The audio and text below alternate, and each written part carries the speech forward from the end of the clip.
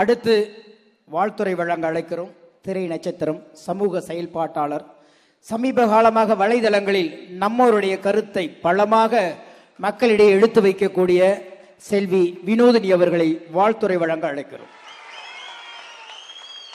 கூடியிருக்கும் அனைவருக்கும் என்னுடைய வணக்கம். முதலில் மீண்டும் நமது கட்சியின் தலைவராக ஏகோபித்த வரவேற்போடு தேர்ந்தெடுக்கப்பட்ட நமது பாசமிகு மாண்புமிகு தலைவர் நம்மவர் திரு கமலஹாசன் அவர்களுக்கு என்னுடைய பாராட்ட வயதிலேனாலும் வணக்கங்களை தெரிவித்துக் கொள்கிறேன். Congratulation sir. உங்களுடைய ஃபேவரட் ஃப்ரேஸ் ஒன்று இருக்கு, உங்கள் நான் அப்படின்னு அடிக்கடி சொல்லுவீங்க. Today we are all here. அந்த ஆல் இங்கிலீஷ் ஆள் இல்ல, தமிழ் ஆள அந்த உங்கள் நான்ல நம்ம சேர்த்தோம்னா உங்களால் நாங்கள், உங்களால் மட்டுமே கூடிய கூட்டம் இது. நீங்க அடிக்கடி சொல்லுவீங்க, நான் இல்லைனாலும் கட்சி கொடி கொள்கை இதெல்லாம் இருக்கிறதுனால கட்சி நடக்கும். ஆனா அந்த காவில் அனதர் ஒரு காவியம் சேர்த்துக்கோங்க, கட்சி கொடி கொள்கை கமலஹாசன் இருந்தால்தான் மையத்திற்கு அழகு. ரெண்டாவதா, இந்த வரலாற்று சிறப்பு மிக்க பொதுக்குழு கூட்டத்தில் நம்ம எல்லாரும் இங்க இன்னைக்கு இருக்கோம் அப்படின்னா, எத்தனையோ பேர் நம்ம கட்சியை விட்டு ஆதாயம் தேடி ஆதாயம் தேடாமல் ஒரு ஏதோ ஒரு காரணங்களுக்காக சென்றிருக்கிறார்கள். ஆனா இன்னைக்கு நம்ம எல்லாருமே இங்க கூடியிருக்கோம்.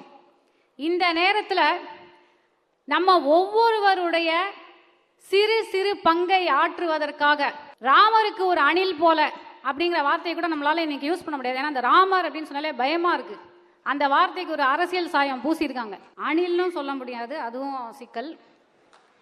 புரிந்தவர்களுக்கு புரியும் அப்படின்னு நினைக்கிறேன்.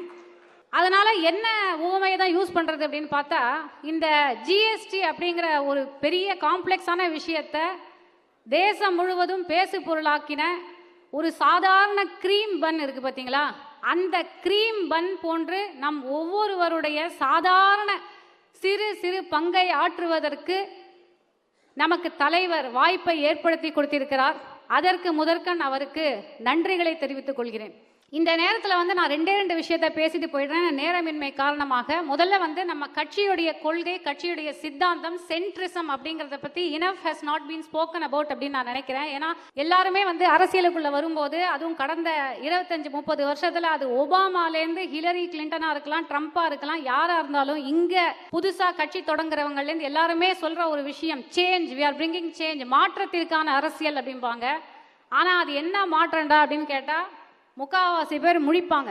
ஆனா இந்த மாற்றம் அப்படிங்கிறத நான் எப்படி பார்க்குறேன், இவங்க சொல்றாங்க அப்படின்னா, இந்த ஐபோன் அப்கிரேட் விடுவாங்க பார்த்தீங்களா, ஐபோன் 14 தான், 14 ப்ரோ, அதே தான் 15, 15, 16 எல்லாமே. ஏன்னா ஜஸ்ட் ஒரு சின்ன கேமரா டிஃபரன்ஸ் இருக்கும், அவ்வளோதான். அது மாதிரி காப்பி பேஸ்ட் பண்ணி தான் கொள்கையை இங்கே யூஸ் பண்ணிட்டு இருக்காங்க. ஆனால் அந்த மாதிரி ஒரு நேரத்தில் 2018 மக்கள் நீதி மையம் கழகங்கள் இருக்கும் அந்த நேரத்தில் மக்கள் நீதி மையம் அப்படிங்கிற ஒரு கட்சியுடைய பேரோட தலைவர் அரசியல் களத்துக்குள்ள வந்தாரு.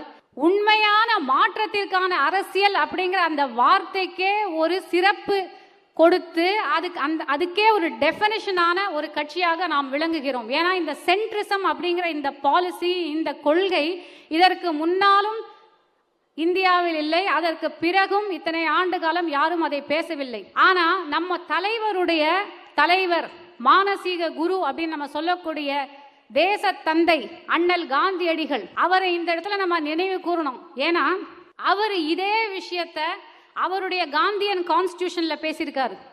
அவர் என்ன சொல்றாருன்னா, democracy is well balanced execution between economic reform and social justice.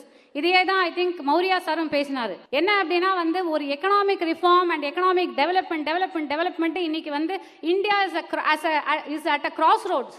ஏன்னா எக்கனாமிக் டெவலப்மெண்ட் மட்டுமே ஒரு பக்கம் மைனாரிட்டிஸோடைய சேஃப்டி, விமன் சேஃப்டி எதுவுமே பார்க்கப்படாமல் ஹியூமன் ரைட்ஸ் வயலேஷன்ஸ் நடந்து கொண்டிருக்கும் இந்த நேரத்தில் ஜிடிபி பற்றியும் $3.5 trillion எக்கானமி பற்றியும் நம்ம பேசிட்டு இருக்கோம். அதுவும் ஒரு தவறான ஒரு பாதை. அதே மாதிரி நம்ம வெல்ஃபேர் ஸ்டேட்டாவும் முழுசா மாறிடவும் முடியாது. அப்படிங்கிறது தான் அண்ணல் காந்தியடிகள் அவர் சொல்றாரு. அவருடைய பாவர்ட்டி அண்ட் ரிச்சஸ் அப்படிங்கிற ஒரு எஸ்ஏல கூட நீங்க படிக்கலாம். இப்போ நம்ம இந்த ஃபேப்ரிக் ஆஃப் டெமோக்ரஸி அப்படிங்கிறத இந்த சென்ட்ரிசம் பேசும்பொழுது ஃபேப்ரிக், ஏன்னா அவர் த ஹவுஸ் ஆஃப் கதர் அப்படின்னு சொல்லிட்டு சார் ஒரு காதி துணியை வந்து அதை வந்து சிறப்பிக்கும் வகையில் ஹவுஸ் ஆஃப் கதர் பற்றி நம்ம எல்லாருக்குமே தெரியும். காதியை எப்படி அவர் நேசிக்கிறார். ஒரு துணி எடுத்துக்கோங்க, ஏன்னா ஃபேப்ரிக் ஆஃப் டெமோக்ரஸி அப்படின்னா அந்த ஃபேப்ரிக்கை உண்மையாகவே ஒரு ஃபேப்ரிக்கை நம்ம இமேஜின் பண்ணி பார்த்தோம்னா அது வந்து அதுவும் எஸ்பெஷலி இந்தியா போன்ற ஒரு நாடு வந்து it's also very delicate democracy. Silk மாதிரி இருக்கும் அந்த ஃபேப்ரிக். இல்லைனா இன்னொரு பக்கம் very sturdy robust democracy also at the same time. So அந்த ஃபேப்ரிக் ஒரு கதர் துணி மாதிரி இருக்கு. ஆனால் அந்த துணியை ஃபார் லெஃப்ட்டுக்கு இழுத்துட்டு போனாலும் டர்ன்னு கிழிஞ்சிரும், ரைட்டுக்கு இழுத்துட்டு போனாலும் கிழிஞ்சிரும்.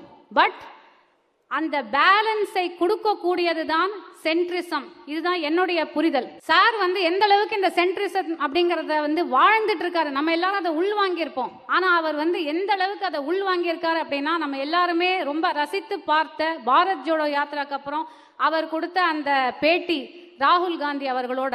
அப்ப அவர் கேட்கிறாரு, இந்த ஐடென்டிட்டி பாலிடிக்ஸை பத்தி நீங்க என்ன நினைக்கிறீங்க, வெறுப்பு அரசியல் நடந்து கொண்டிருக்கிறது அப்படிங்கும்போது சார் அதுக்கு ஒரு பதில் சொல்றாரு நச்சுன்னு, ஆமா ஆனா அது வந்து ஒரு சிந்தட்டிக் மேனுஃபேக்சர்ட் ஹேட்ரட் அப்படிங்கிறாரு. அதை சொல்லிவிட்டு கடந்து போயிருக்கலாம். ஆனா அங்கதான் அவருக்குள்ள இருக்கிற சென்ட்ரிஸ்ட் எட்டி பார்க்கிறார். அடுத்ததா அவர் சொல்றாரு, அதை ராகுல் காந்தி அவர்களே எதிர்பார்த்திருக்க மாட்டார். ஆனா அந்த ஹேட்ரடை விதைக்கிறது இரு பக்கமாகவும் இருக்கலாம் அப்படிங்கிறார்.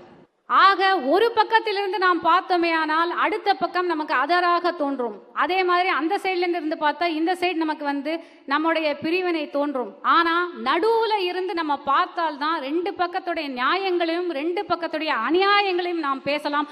அந்த ஒரு மிகப்பெரிய வரத்தை, ஒரு மகத்தான ஒரு விஷயத்தை சென்ட்ரிசம் அப்படிங்கிற பாலிசியை நமக்கு வந்து கொடுத்திருக்காரு.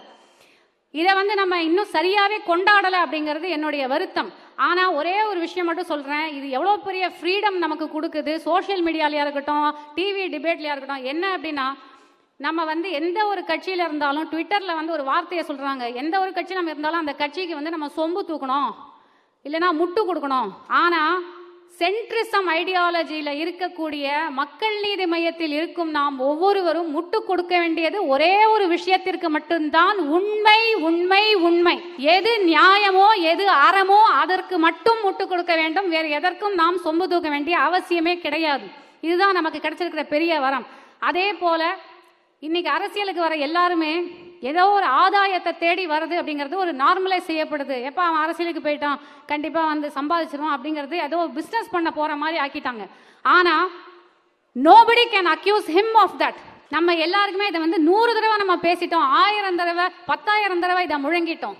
அதே போன்று நாம் அனைவரும் அந்த ஒரு சர்விங் மனப்பான்மையில தான் இங்கே வந்து நிற்கிறோம் அப்படிங்கிறது என்னுடைய ஐயமே இல்லாத ஒரு கருத்து.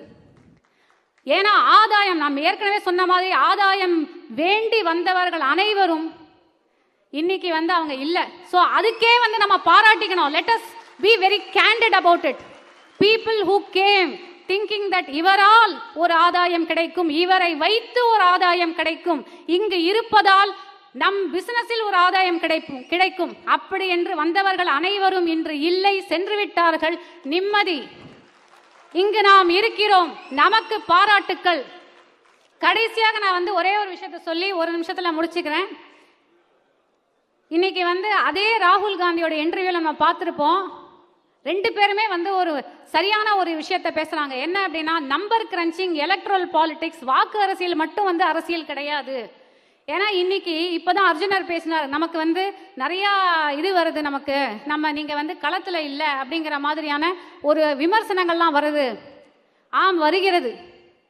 ஆனா தலைவர் திரும்பவும் என்ன சொல்றாரு, வாக்கு அரசியல் மட்டுமே அரசியல் அல்ல. அரசியல் என்பது ஒரு இயக்கம், ஒரு மனிதனுக்குள் இயங்க வேண்டிய ஒரு மூவ்மெண்ட், ஒரு ஆன்மா மாதிரி. You should have it in your spirit. அது நம் அனைவருக்கும் இருக்கிறது, தலைவருக்கு முழு முதல் இருக்கிறது. அதனாலதான் இன்னைக்கு என்ன சொல்றாங்கன்னா, கிராம சபையை அவர் கொண்டு வந்த போது அதை இத்தனை ஆண்டு காலம் நம்ம மக்கள் நீதி மையம் தொடர்ந்து அதை ஃபாலோ பண்ணிட்டு இருக்கோம், அதை பின்பற்றிட்டு இருக்கோம். கிராம சபை, ஏரியா சபையில நம்மளுடைய பிரதிநிதி ரெப்ரசன்டேஷன் இருந்துட்டு இருக்கு. So one nation one election. இப்ப பாருங்க, 145 கோடி மக்கள். ஒன் நேஷன் ஒன் எலெக்ஷன்லாம் கிடையாது, ஒன் நேஷன் ஒன்லி எலெக்ஷன். வருஷம் பூரா எலெக்ஷன் மட்டுமே நடக்கும். அந்த மாதிரி ஒரு நேரத்தில் நம்முடைய பங்கு என்ன, அடுத்த விஷன் என்ன அப்படின்னு நம்ம பார்க்கும்போது, தலைவர் ஒரே ஒரு புத்தகத்தை தான் அவர் கும்பிடுறாரு அப்படின்னு நான் நம்புறேன். நான் அவரை பற்றி புரிஞ்சுக்கிட்டது பைபிளோ குரானோ பகவத்கீதையோ அல்ல, இந்திய அரசமைப்பு சாசனம், நம்ம இந்தியன் கான்ஸ்டியூஷன். அவர் he's a zealot about the Indian constitution. அதுல கொடுக்கப்பட்ட ஒரு 4 பில்லர்ஸ் நம்ம பிரியாம்பிள்ல இருக்கு. Justice, liberty, equality, fraternity. இந்த 4ஐயும் ஒரு கண்ணாடி போல் அணிந்து அதை ஒரு லென்ஸா பயன்படுத்தி through the lens of justice, equality, liberty and justice and fraternity, centrism அப்படிங்கிற ஒரு தராசை நாம் கையில் எடுத்துக்கொண்டு ஒவ்வொரு விஷயத்தை பற்றியும் நம்முடைய குரல், அதாவது அதே அரசியலமைப்பு சாசனத்தில் கொடுக்கப்பட்டிருக்கும் நமக்கு freedom of thought, freedom of expression, freedom of speech, இதை பயன்படுத்தி ஃப்ரீடம் டு ப்ரொடெஸ்ட், இது எல்லாத்தையும் பயன்படுத்தி நம்முடைய குரல்கள் சமூக வலைதளத்திலிருந்து பாராளுமன்றம் வரைக்கும், நடுவில் டிவி டிபேட்டு, அப்புறம் யூடியூப் சேனல், கிராம சபை, ஏரியா சபை, தெருமுனை கூட்டம், அரசியல் கூட்டம், சட்டமன்றம், பாராளுமன்றம் அப்படின்னு எல்லா இடத்துலையும் தொடர்ந்து ஒலித்து கொண்டே இருக்க வேண்டும். இதுதான் என்னுடைய vision. Not just for the next 2 years, not for election years 2026க்கோ 2029க்கோ 35க்கோ 45க்கோ இல்லை, அடுத்த 50 வருடங்கள், அடுத்த 100 வருடங்களுக்கான இந்த கட்சியின் விஷன். இது என்னுடைய விஷன். இதை இது நடக்கும் பொழுது இந்த எலக்ட்ரல் பாலிடிக்ஸ் நம்ம சொல்றோம் பாத்தீங்களா, அதுல இருக்கக்கூடிய மக்கள் நீதி மையத்துடைய ரெலவென்ஸ் ஆட்டோமேட்டிக்கா வந்துடும். அதுக்காக நம்ம தனியா வேலை செய்ய வேண்டிய அவசியமே கிடையாது. இதை நாம் செய்தோம் என்றால் அது ஆட்டோமேட்டிக்கா நடக்கும். the process becomes the product.